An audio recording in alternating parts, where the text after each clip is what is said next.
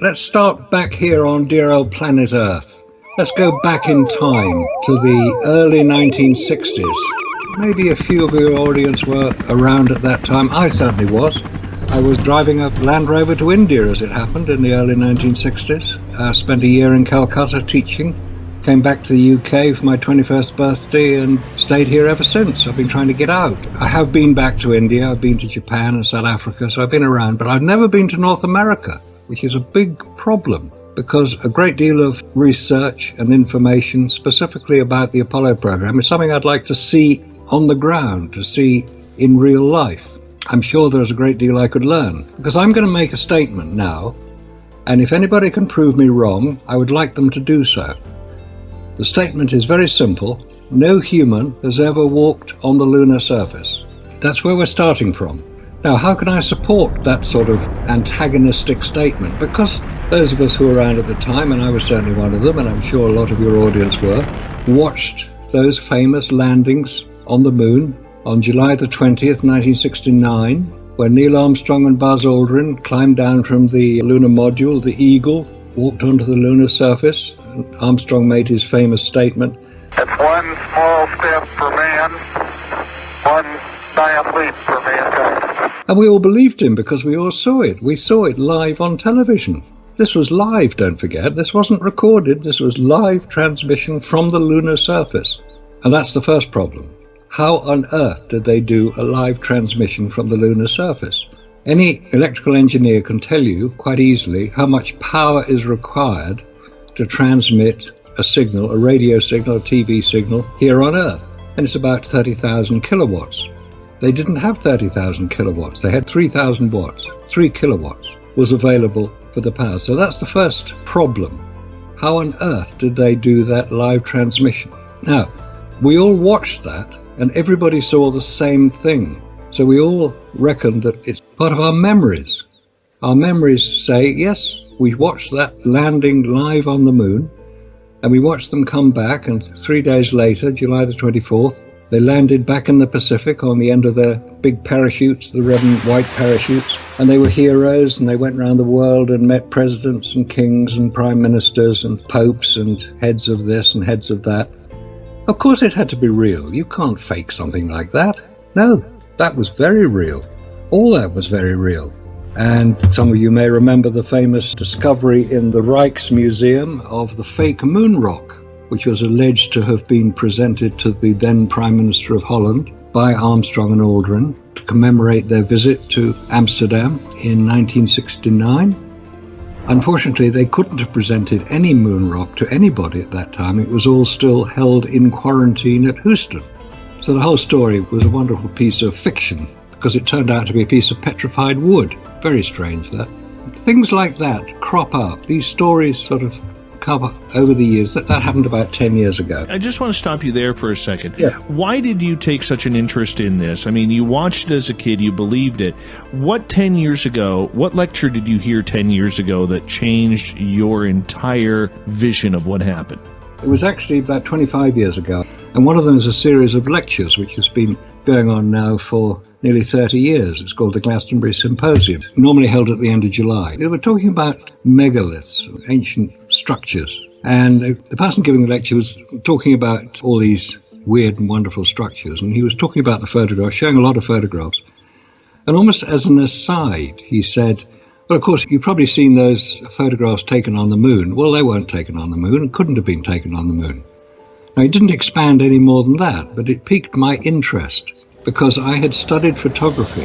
Following my trip out to India, I'd taken a lot of photographs out there. I wanted to find out more about the technical side of photography. So I went to college for a couple of years in London to study photography, specifically the technical side of it, not what photographs to take. Now, I'm talking about photographic film here. A lot of people won't even seen a photographic film. But in the 1960s and 1970s, photographic film was what was used to record images. Nowadays we use digital. But in the 1960s, they hadn't been invented. So everybody had to use photographic film. Now, photographic film is a strip of plastic-backed gelatin, which is light sensitive and records images by the amount of light that comes into the camera. You develop the film, and if you're using black and white, you develop it into a negative, and you then print that into a positive image to get the image that you'll then look at. So I wanted to know how to go about ensuring that I could use photographic film effectively. I worked professionally in studios in London during the 60s. It was a fascinating time. So this point about the photographs on the moon couldn't have been taken there, I thought, well, that's interesting, because I'd watched the landings live on my little black and white television in London, July the 20th, 1969, 3:30 in the morning it was. A lot of people will remember having watched that. So I was convinced at the time that what I was watching was for real. So when somebody questioned it, I thought, oh, that's interesting. I'll check these photographs out. I had to go out and buy a set of postcards, because in the early 1990s, there wasn't such a thing as the internet, so I had to get books or magazines and look at the photographs there. I started looking at them, and if you study photography, you'll know how light affects a subject. And you can start to back-engineer a photograph. You can work out where the light was placed, how much light was there. If you know anything about photographic film, you know some of it is very sensitive to light, some of it is less sensitive, but it can record incredible detail. So I looked at the famous photographs of Buzz Aldrin climbing down the ladder from the Eagle, the lunar module, and I started saying, well, okay, I can see what this person might be referring to, because Buzz Aldrin is lit up like a Christmas tree in these photographs. And then you realize that he's actually climbing down in the shadow of the lunar lander, because the sun is the other side of the lander. Therefore, it's all in shadow. But he isn't. He's beautifully illuminated. It's a very good photograph. It shows you everything you want to see. And you can see all the detail in his spacesuit and his soles of his feet.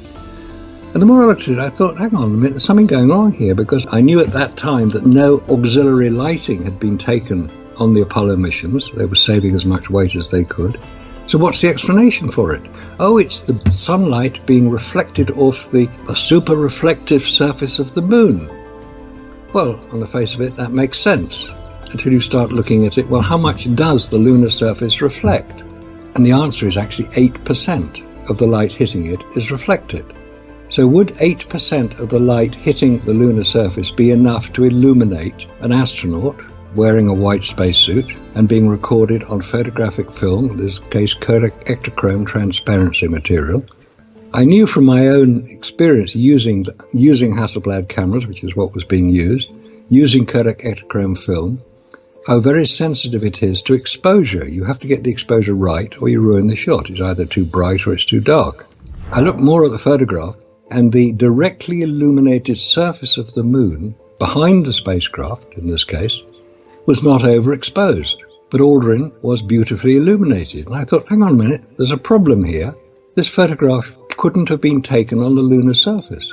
And I started looking at other ones, not just Apollo 11, but all the way through the other 6 missions that landed. And the more I looked at them, the more I realized that, yes, there were major problems with some of these photographs. They appear to show what I've subsequently discovered is actually a model. It's not on the lunar surface. Because film, as anybody who's used it will know, is sensitive to light. That's the whole point of film. It's sensitive to light. You have to get the exposure correct to ensure that you get the picture that you want. So all this light on the moon will be quite bright. There's no cloud or atmosphere to dissipate it. So it's quite bright. So how did they get the exposures correct all the time? Because they did. I've looked at virtually all the photographs. There are actually 5,771 photographs taken on the lunar surface by the 12 named astronauts, which is not a significantly large number of photographs, because it's quite easy to take photographs quite rapidly if you want to. Though the Hasselblad cameras were not automatic cameras. They were manually operated cameras, which is another thing. Once I discovered about that, I realized that no, we've got a major problem here, because these Hasselblad cameras, they're extremely good cameras, there's no doubt about that, but they are not automatic cameras. They're not point and shoot camera. That's what we use today. Switch it on, point it and shoot, and you get a good, well-exposed image, because the camera does all the work for you.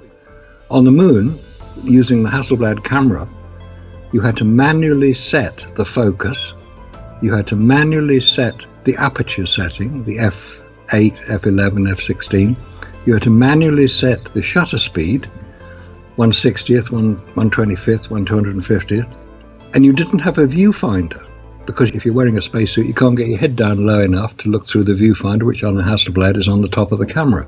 And you're wearing armored gauntlets in your spacesuit, armored against micrometeorite impact. So with all these limitations of use, some of the most defining images of the 20th century were taken. They weren't taken on the moon, they were taken here on Earth under controlled studio conditions by professional photographers. And if anybody can prove me wrong on that, I'd like to know. Because in 25 years of researching the subject, I've yet to have anybody give me any convincing case, or even any case at all, to say that they were taken on the lunar surface. Because there are two major problems when you're taking photographs on the moon. One of them is the radiation. It's not just radiation in the Valon radiation belts which surround the Earth. They follow the lines of the magnetic field of the Earth, and they protect us from the radiation of space, as does our atmosphere. Once you're beyond the Van Allen belts, about 20,000 miles out, you're in what Neil Armstrong referred to as cislunar space, basically the area of space between the Earth and the Moon, which is the same as the space that surrounds the solar system. In that space, you've got solar particle events, solar flares, radiation from the sun, and you've got galactic cosmic rays coming from deep space, all of which affect photographic film. And you can't protect the camera from the radiation of space. You might be able to protect it from the temperature, which is quite severe in space. It's well over 100 degrees centigrade, higher than the boiling point of water, if you're standing in the sun. There's an even bigger problem in space. It's the vacuum of space. We don't have a vacuum here on Earth unless we create it. We're standing on Earth and we have 14.7 pounds per square inch of atmospheric pressure above our heads, which is 8 tons per square meter, which is quite a lot. We don't notice it because it's coming from all sides, so the only way we affect it, if we start driving our car too fast and we stick our hand out the window and you'll get the hand blown back, because the atmosphere is quite dense. In space, there is no atmosphere. There's nothing. It's a vacuum. And a vacuum has severe effects on photographic film. It has severe effects on a lot of things, but we're just talking about photographic film. If you have ever done those experiments at school with a vacuum chamber, and you put a bowl of water in the vacuum chamber and you've created the vacuum, you'll notice the water starts to boil. Another word for that would be called outgassing. Any liquid will be boiled in a vacuum. And the other thing that happens in a vacuum, which is not really very well understood because we don't experience it very often here down on Earth, is called cold welding. Cold welding is, as its name implies, where you get two metals coming together and they will, in a vacuum, literally weld themselves together. It's caused by the outgassing of the lighter elements within whatever metal you've got, aluminium, magnesium, titanium. All of them outgas particles, and those intermingle if they're close to another piece of metal, right, and they in effect weld together. But there was no evidence of cold welding of these Hasselblad cameras, let alone the spacesuits. So we've got this major problem of the vacuum of space. We've got another huge problem of the radiation in space. But the photographs that we see taken on the lunar surface have no radiation damage to them at all. If you remember a few years ago when you went through airport security, they were using X-ray machines. You were always advised, if you had photographic film, to have them hand searched and not put through the machine, otherwise it would damage the film. And you would normally protect them in a lead-lined box. So where are the lead-lined boxes on the moon? No, there weren't any. So there was no protection from the radiation of space on the photographic film. And there was certainly no protection from the vacuum of space, which would destroy film. As I say, some of the most defining images of the 20th century were produced. Yes, they were produced here on Earth, not on the moon. But nobody ever has come out publicly and stated that they were part of this photographic moon hoax. No, they haven't. You're quite right. And there's a very good reason for that, because there were 400,000 people working on the Apollo program at the height of it in 1966. And they were people working right across America, from Seattle, where Boeing were making part of the Saturn V and the lunar rover, down to Lockheed and Martin and over in Connecticut, where they were making the spacesuits, down at Houston, where they had the control center. All these people were working towards one aim, and they only knew about the job they were employed to do. The people working in Seattle didn't know about spacesuits. It wasn't their job to know about it. It's called compartmentalization. It's a military term where you know enough to do your own job. That's all you need to know. We all watched the same thing. We all watched the same piece of film of the rockets taking off. Those were real. But where they went 2 minutes after they launched, we had to rely on NASA to tell us what happened next. And for the next, in the case of Apollo 11, the next 8 days. Well, if we don't believe that everything that NASA tells you is true, because it stands for never a straight answer or no astronaut sent anywhere, then you have to start researching it yourself and looking into the detailed paperwork and the work that was done by the people working on it to find out if it all adds up. And in my opinion, it does not add up. That does not mean that these people were lying. They were not. They did not know anything about this. They only knew what they were doing themselves, because they couldn't get there for a start. Where's the evidence that they did land on the moon? Now, I've seen 80-foot gorillas climb the Empire State Building. I've seen dinosaurs chasing kids around kitchens in Jurassic Park. Is that real? Of course it's not. It's Hollywood at its finest. And Apollo is Hollywood at its finest. I'm not saying Hollywood was involved, because I can't prove it. But the film that we see, the Apollo record, and there's hundreds of hours of film, which you can go onto any number of websites and check out, has been deconstructed. And if anybody is interested in finding out the truth about how the Apollo hoax was perpetrated, or the film's part of it, there's a very good and very interesting and highly technical film called Make Believe Smoke and Mirrors. It's 2 hours 44 minutes long. When it was originally released about 5 years ago, the narrator of that film was so concerned that he didn't want to be identified that he disguised and distorted his voice to the extent you couldn't hear what he's saying. It's now been redubbed with a proper voiceover, and it's now available on a website, actually in Canada, called Apollo Detectives. So go on there, have a look at it, and see what you think. You'll see a few of my discussions with various people about it as well. Apollo Detectives on YouTube. The film Make Believe Smoke and Mirrors, it's a highly technical film, and it looks at how all the effects were created, the apparent slow motion. It's not just filmed and then slowed down so it all appears slow motion. No, it's far more complex than that. It's different speeds at different distances. It's the use of models and mannequins to create the environment. It's a stage set, in effect. It's quite a big stage set, but it's a stage set nevertheless. It was filmed here on Earth under controlled conditions because it couldn't be filmed on the moon, because we've already covered the radiation problem affecting photographic film, and all Apollo missions were filmed. They weren't all video, and the photographs, the still photographs taken by Hasselblad cameras, they were all filmed. And it's important to get the distinction between a film and a digital camera. Digital cameras didn't exist at the time of Apollo. How do we know that this is the case? How do we know that vacuum affects photographic film? Because that's hardly been mentioned as a problem. In fact, it's only in the last couple of years that it's actually come to be discussed at all, the effect of vacuum on photographic film.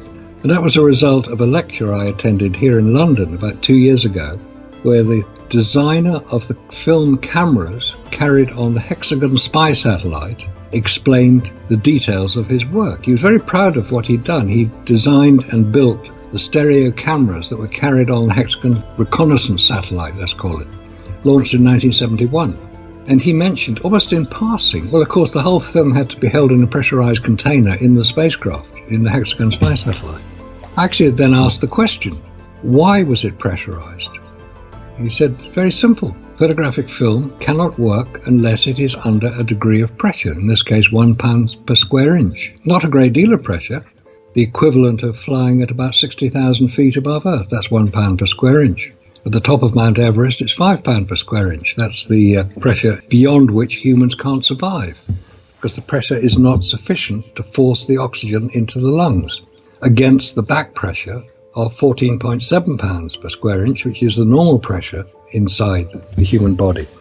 So I asked him, I said, well, would pressurization be required to achieve the photographs we see on Apollo? He said, yes, of course they would. You can't use photographic film outside a pressurized environment. Now, the only other spacecraft that I was aware of at the time that used photographic film on the moon was the lunar orbiter craft, flying in 1966-67 to photograph potential landing sites for Apollo, and it carried photographic film on board. The film was contained within a pressurized environment on the spacecraft. It's no secret. Once you find the schematics of the lunar orbiter and the hexagon, you'll see it's identified. Pressurized container. It's nitrogen gas they used to keep the pressure. On the lunar orbiter, they did use photographic film, and it was developed on board the spacecraft by a type of Polaroid system which used liquids which have to be pressurized, otherwise they outgas and boil and don't work. The film was then scanned, and the scanned image was transmitted back to Earth, where it was reassembled back to make the photographs. And I've seen several of the lunar orbiter photographs. They're quite good. They got very high definition, and these are film. They're not digital. And those were the two craft that had used photographic film in space, and both of them had to have pressurization to ensure the film maintained its integrity.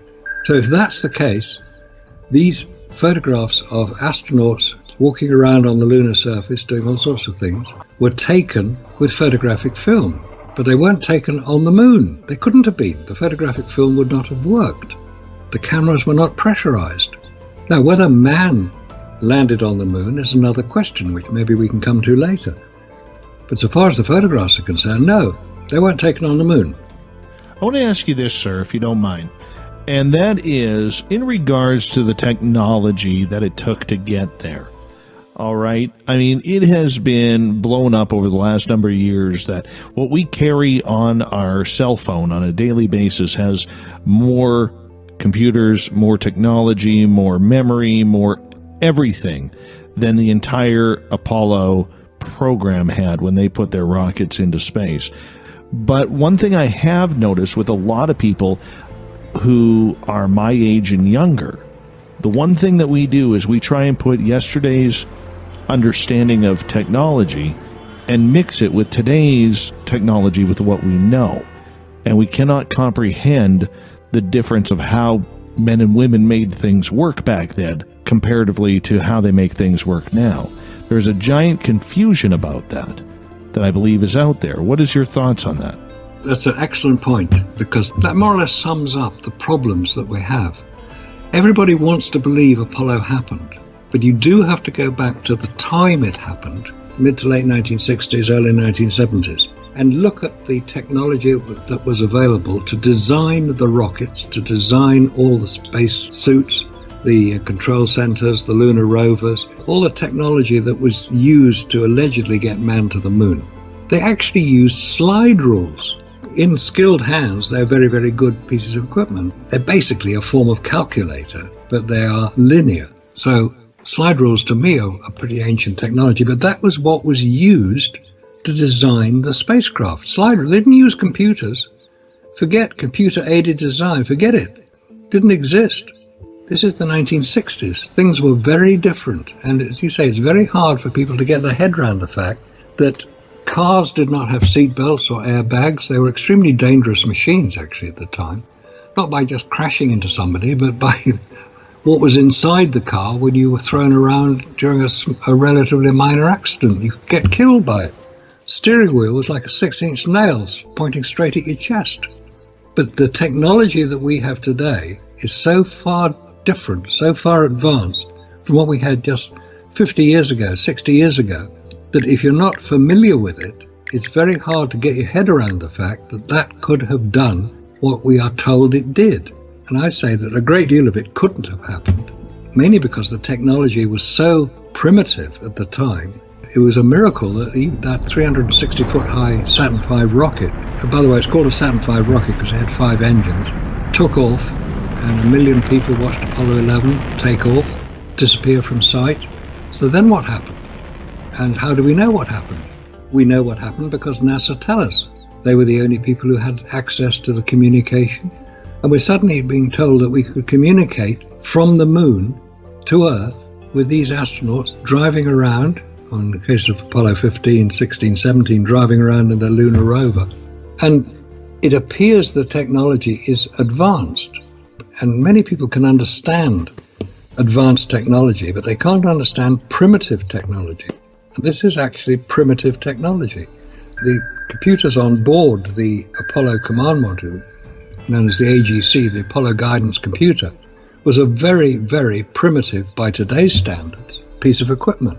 It could do certain things. It couldn't record anything. It didn't have the ability to record any information. The astronauts had to punch into it commands, which would then give an answer, but it couldn't then do anything. So the question arises, how on earth did they navigate? How did they get from the Earth to the Moon? Well, you can see the Moon, so you know where you're going, but there's a long distance between the Earth and the Moon, 240,000 miles. How do you navigate across that distance? Now, any pilot, anybody who's flown an aircraft, will know that piloting and following a particular path with an aircraft is actually quite complicated. You have to have radio beacons. In the old days of aircraft, you just followed rivers and roads, and you just hoped it was the right river and the right road, and you get to where you wanted to get to. Today, you use radio beacons, and you tune into radio beacon, and you can navigate across considerable distances, even across oceans. But the Apollo craft were navigating across a vast amount of space which had no features, so you didn't know where you were going. But we're told the computer did. No, the computer didn't. They were using a sextant. This is a 17th century device for taking star sightings if you're navigating across an ocean on a ship, to line up on certain stars. Obviously they know where the star is, and in relation to where you are, the star will tell you if you're on course or not. But it's very hard to change direction in space. You have to use a propulsion. And then we come on to Apollo 13. Oh dear. Oh, what a problem Apollo 13 is. Should we tell you the story of Apollo 13? Let's get into it. We're already this deep into the pool. We need to do this now. I think Apollo 13 is necessary because it's the outlier of the Apollo missions. There were 9 Apollo missions were sent to orbit the moon. Apollo 8 was the first one, totally untested. There'd be no test of the heat shield when it returned. Then you had Apollo 9, which was Earth orbit. Then you had Apollo 10, which was another orbit of the moon. Didn't land. Apollo 11 allegedly landed. Apollo 12 allegedly landed. And Apollo 13 didn't. Apollo 13 had an accident on the way. An oxygen tank exploded, we're told. That would have sent the craft so far off course, because every action has an equal and opposite reaction. If an oxygen tank exploded, it would be like firing a rocket. It would send it off in a different direction. But no, they didn't have a problem knowing where they were. They orbited around the back of the moon and landed back on Earth 8 days later, we're told. What we're not often told is the day after the official launch of Apollo 13, which was witnessed by many thousands of people, so it was for real. The day after Apollo 13 was officially launched, on April the 12th, in the Bay of Biscay, which is off the coast of France and Spain, the Soviet Navy recovered an Apollo command capsule from the Atlantic Ocean. They took it back with them to Murmansk, where the Atlantic Fleet is based, and 6 months later they handed it over to America on the US Coast Guard cutter, the South Wind, which was visiting Murmansk. What on earth was an Apollo command module doing floating in the Atlantic, being recovered by the Soviet Navy? It hadn't been reported missing. The official story is that it was what's called a boilerplate capsule, i.e. a practice capsule, not one that would go into space. I mean, this is for real. There are photographs of it being recovered from the Atlantic Ocean, being taken to Murmansk, being handed over to the South Wind, and you can go and see it now if you go to Grand Rapids, Michigan. It's on display outside their museum there. The official Apollo 13 command module, the one allegedly that had the accident and returned and all the astronauts survived and we all cheered and thought it was wonderful, is on display at the Kansas Cosmodrome. But you can't actually see inside it. You can't actually see very much. And the one at Grand Rapids, the alleged boilerplate, is sealed until the year 2076, the 300th anniversary of the founding of America. What's going on?